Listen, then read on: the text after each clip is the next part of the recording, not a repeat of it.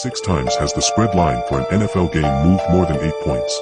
This indicates one side is getting a ridiculous amount of money. Since then, it has happened 25 times in only 2 seasons, and interestingly these teams who have received 8 or more points of line movement have covered the spread 19 out of 25 times. When officiated by Allan or Novak, these teams have outright won every single time. Interestingly, these two have some of the highest net worths of any NFL referee. We all know the NFL is legally registered as an entertainment business. Are these controversial calls just a coincidence, or are they tied to the rapidly growing gambling industry and the billions of dollars the NFL stands to make? Are we making something out of nothing? And that's been a continuation of a string of high-profile misses from the Allan crew this year. And there's one thread that ties together all those calls. It is the same Allan crew, time and time again. Now, you will see mixed crews in the postseason, but clearly this crew will be downgraded, and it will be a surprise to see some of them reach the postseason. There still will be plenty of fallout from a decision that now very likely will influence how the NFC seeds are laid out. And in the second round, because Detroit right now seems locked into the 3rd seed, last night's call could mean that the Lions in the divisional playoff round will be playing at the NFC East winner rather than hosting that divisional playoff game. It's a huge deal, Adam, and I think you said it well when you said they were trying to confuse the Cowboys and ended up confusing the official.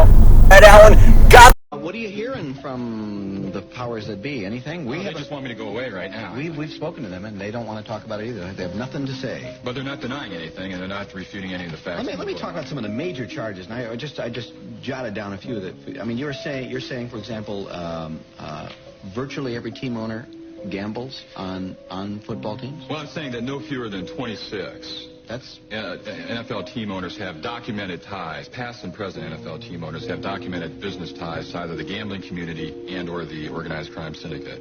I'm also saying that no fewer than 70 NFL games have been fixed. Now that's pretty rough stuff. You're saying no fewer than 70 NFL games have been fixed. You mean the outcome, the point spread, what? I'm saying the points were shaved and thereby fixed. How does this happen? Well, I first got into this about 1983. Vincent Persani, who is the head of the Michigan State Attorney General's Office Organized Crime Division, told me, if you're going to do a book about the NFL, Dan, you're going to have to get into this guy, Don Dawson, because he was fixing games. We knew it. I went to my friends and my sources at the Internal Revenue Service, the Organized Crime Intelligence Division. They said Don Dawson was fixing games. I went to the FBI, the Organized Crime and Racketeering Section of the Justice Department at Strike Force field offices. Everybody told me what Don Dawson was fixing games.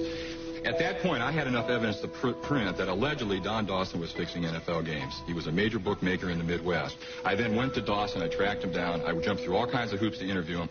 And when I interviewed him on about the 7th or 8th interview, he admitted to me that he had personally participated in the fixing of no fewer than 32 NFL games. How does that happen? He liked to work with the quarterback. He would go to the quarterback would come to him and say, I need some bread. What's the line on the game this week? And the bookmaker would say, you guys are favored by 6 points. And then the reply was, we're not going to cover the spread. And basically that was it.